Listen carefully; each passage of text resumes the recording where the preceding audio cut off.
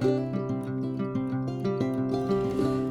this video, I'm trying out Canister Damascus. I think overall it turned out all right. So first step here is you got to line the inside of that canister with whiteout to keep it from sticking to the billet inside once it's welded.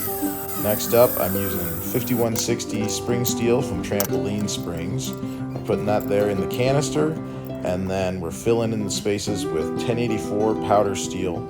I use 1084 because I hear that it is less temperamental in quenching and tempering.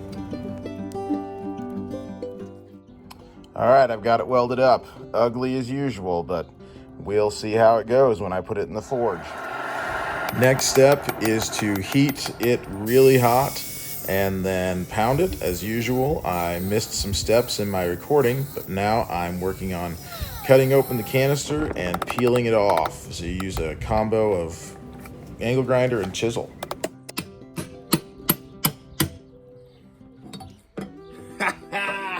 Spot. See that? Looks like it welded. Let's peel off the rest of the can and see.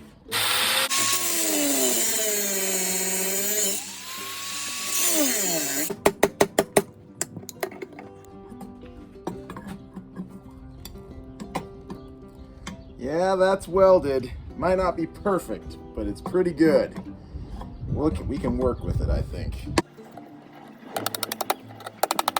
I'll tell you what, I may be speaking too soon, but on Forged in Fire, my favorite show, the guys on that show are always thinking out like Canister Damascus is super tough, and this seems to be working out without too much trouble, so am I missing something? I worry that I'm missing something here. Let's see if we can get this can the rest of the way off.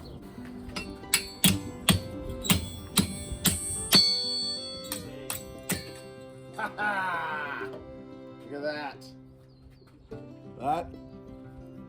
Here, come over here in the shade. Let's see. There we go.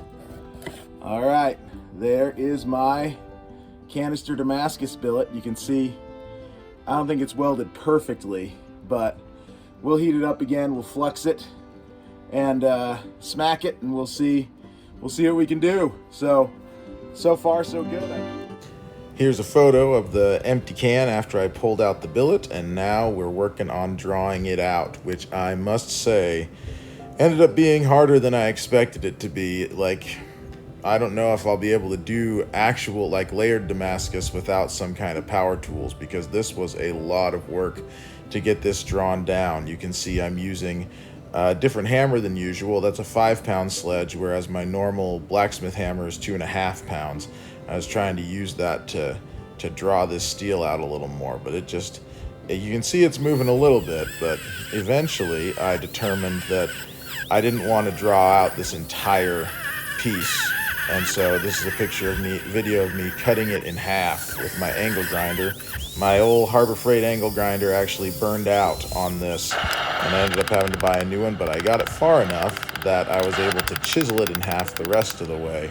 In hindsight, I probably should not have done the chiseling in that direction, because a piece of the billet did fly off the end there and almost hit me in an uncomfortable spot. So now I've got 2 pieces of steel, and I'm working on drawing them out. You can see I got them flattened out. Now I'm drawing out the tangs on the 2 pieces.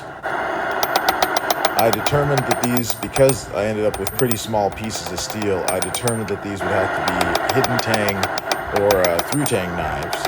And you'll see later on at the handles that is what I ended up doing. So that tang is just about completed on this knife, and there I'm working on the second knife, and in a second you'll see me starting to forge in the points of these knives.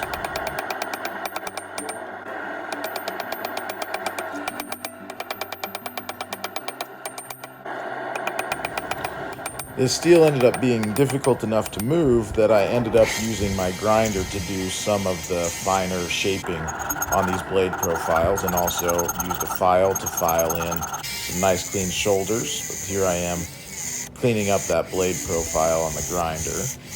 Both the blade and the buoy clip are on the top of the grinder. And next, removing forge scale, because I was really excited to see how those etched and what it looked like. And I thought the pattern turned out pretty cool to start with, but it got cooler as it got cleaner. You've got the knives normalized into cooling and then heating cycles, and now heating them up to quench. Got the quench tank ready over here, the good old disgusting quench tank. And once they get up to temp, which that one on the left is getting pretty close, it's time to quench them.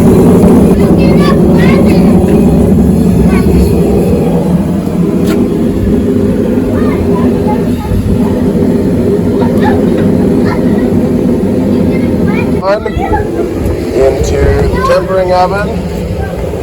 Yep.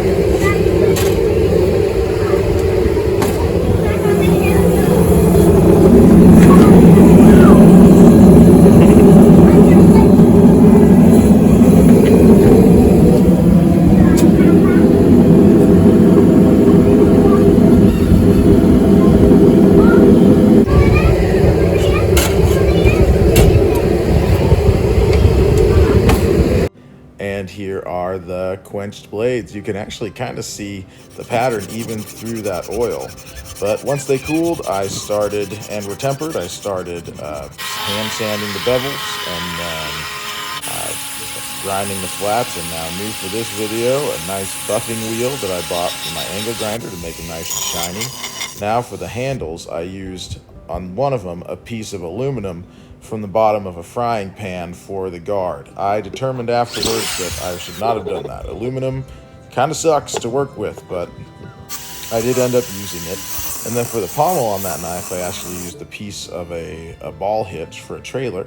And here's a picture of that knife all glued up. I liked the stack handle style. I thought it was a lot of fun to put together. And there's that knife basically finished. And so that's the first one, which ended up with a wider, shorter blade. Now here's a picture of me gluing together, or video, goodness, of me gluing together the stack for the second knife, which ended up with a narrower, slightly longer blade. I thought this one turned out a little better. Again, the stack handle's fun. I'm stacking pieces of mesquite, pieces of black walnut, and pieces of leather in this stack. And then I'm gluing it all up and clamping it together. And then I didn't get as much video of finished work on this handle, but sanding it down and hand shaping with a file, and there's the finished product for the second knife, which I think turned out really good. And I think that the pattern turned out awesome, and there's the set together. So thanks everybody for watching, and I'll see you next time.